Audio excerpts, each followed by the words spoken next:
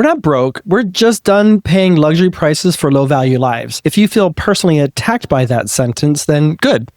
This episode is for you. Because in 2026, we are officially not spending money on things that are quietly keeping gay men stuck, stressed, and one paycheck away from panic. So let's talk about what's out and what actually deserves your money right now. This episode is brought to you by Optimize Investment Partners Portugal Golden Opportunities Fund. More on that in a minute. And we help gay men stop buying shiny distractions and start buying real freedom. Yeah, so today we are dishing on the things that we are officially not spending our money on in 2026, not because we're cheap, not because we don't like nice things, but because we are tired of paying gratuitous prices and are now focused on what truly buys us happiness. Yes, it actually does buy happiness. Before we get started, go ahead and drop us a green heart in the comments if you're done wasting money on stupid shit, and then let us know what you see other gay men wasting their money on that makes zero financial sense.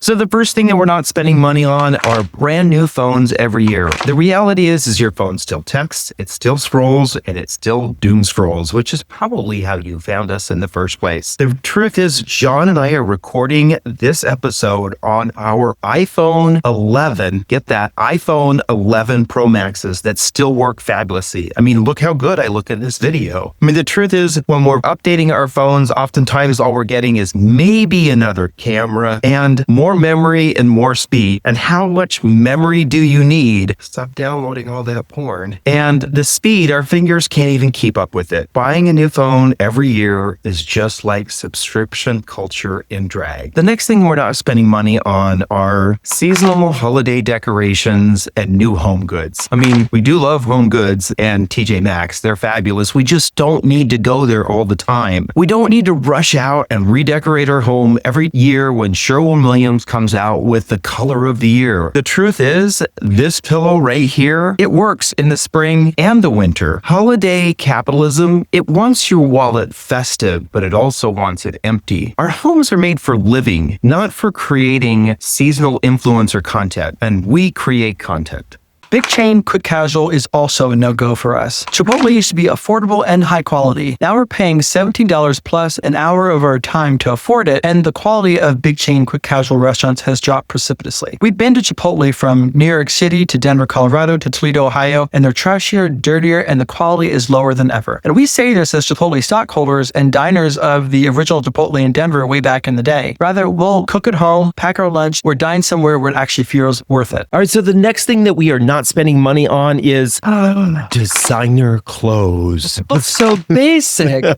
The reality is we are done paying thousands of dollars to advertise someone else's brand, and in many cases make billionaires even richer. We just need to stop doing this as a community. Most designer clothes are just status symbols. The reality is they aren't actually any better. They're not an asset that's going to appreciate in value. And the truth is we are seeing the reality that many of these products, these designer products, are not made any better than many of the good quality, much cheaper products. Many of these are going to run out of steam or run out of value just as fast as your Grindr situationship. Oh, David. So we have all heard the story about the $2,700 plus Dior bag that really costs $57 to make. And so we were the other day looking at Gucci loafers, and they were $1,100. And we found nearly identical, great quality Johnston & Murphy or Cole Haan loafers that were priced between $82 and $155. So really ask yourself, like we did, how desperate are we to advertise for someone else's brand and try to prove to everybody else that we are worthy? The reality is John and I have decided that we will still dress well. We just are not dressing insecure. The next thing we're not spending money on are movie theater tickets. We love movies, but theater ticket prices, way up. Popcorn prices, through the roof. Drink prices, oh my God. And the whole experience, we are almost done watching all of the Oscar-nominated films, including full-length, docs, shorts, all of that we did from the comfort of our own home. Trading a fabulous future retirement just so you can watch something before it comes out on streaming, that's math that isn't mathing. What we do love is sitting on a couch with our dogs, enjoying a movie in a house that we didn't have to refinance to pay off debt that included movie tickets.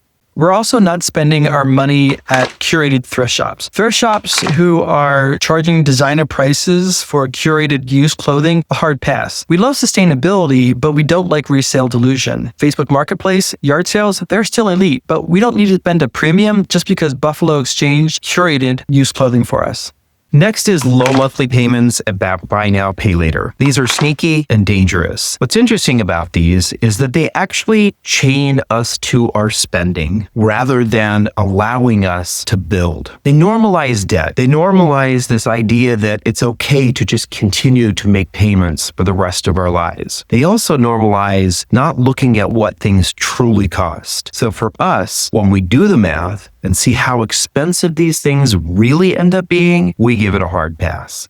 All right, the next thing that we're not spending our money on in 2026, and probably until the day that we're dead, is the new car. Yes, we do drive a 2015 Audi SQ5, which we purchased when it was 8 years old after driving our Mini Cooper S for 15 years, which we also purchased after it was 1 year old, and for which we didn't have a payment for over 10 years. Right. Cars are getting more and more expensive, and the products and services aren't really getting that much better. In fact, some of the services are getting worse. They're now asking us to pay for subscriptions for things that we used to get on a daily basis for free, such as heated seats. Shame on you, BMW. A brand new car loses its value the minute you drive it off the lot, and especially if you're getting an 8-year loan that some lenders are pushing. And the only time that that might make sense is if you're keeping the car for the full term, the rate is truly low, so that's not something that you're getting today, and you're not using it as an excuse to feel validated by people who happen to drive past you for a couple seconds and you're never going to see again for the rest of your life. So we're simply not paying for depreciation just for 3 weeks of that new car smell. Trump's 50-year mortgage is also a no-go. Yes, this is something that he's proposed, and it is scary. A 50-year mortgage doesn't make a house more affordable, it makes banks richer, and it keeps you making payments into the grave. Affordability doesn't come with a lifetime payment plan. And no shade if this is something that feels good to you, the system is quite literally broken. But we're not co-signing on nonsense.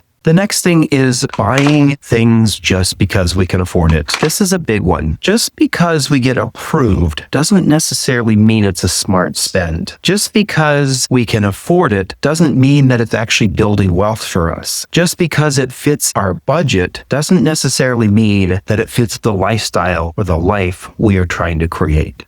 What else are we not doing in 2026? Investing in markets that don't return. The Trump-led market returned 17% last year, while Portugal returned 37%. Want a better return and a pathway to EU residency? Check out the Optimized Investment Partners Portugal Golden Opportunities Fund, which itself returned 25% last year and gives you Portugal Golden Visa, future EU passports for you and your family, and may yield you a better global return. That's wealth, mobility, and a Mediterranean lifestyle optimized. Check the link in the video description to see how it all works.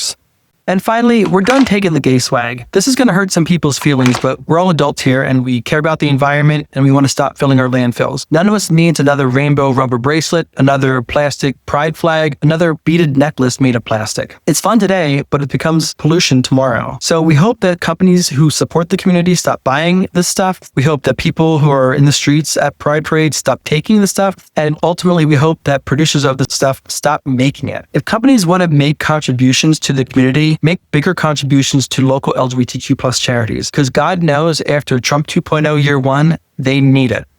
So here's the truth. We didn't get calmer, happier lives or get closer to early retirement by making more money. We did it by spending with intention and investing the difference. Less status, less convenience, and less I deserve this coping spending. More assets, more options, and definitely more freedom. So if you're tired of feeling like your money disappears faster than your patience at brunch, this might be the year you stop spending like everyone else and start living like yourself. And if this episode hit, share it with friends of yours who are still financing their lifestyles. And again, remember to drop us a green heart if you're done wasting your money on stupid beep, and tell us what you see other gay men buying that just doesn't make any financial sense. Our guess is that a lot of your spending isn't providing the happiness that you think it is, similar to the way that we used to spend. Then click the link in the description below or on your podcast player to access the premium spending analysis with the return on happiness estimator that helped us understand how we were spending and how we could get more happiness. That's now only available in the Queer Money Retirement Vault. Then be sure you're subscribed on this YouTube channel because we're working one piece that lets you know it's all a lie and you do not have to work past 55 as a gay person. If you love this episode, please remember to like, subscribe, and share it with friends or family who want to retire abroad, retire early, or just retire at all. And until next time, stay fabulous. And if you want a better way to give to the LGBTQ plus community, check out this video here on how our community should be using tax-advantaged donor-advised funds. Bye. Bye.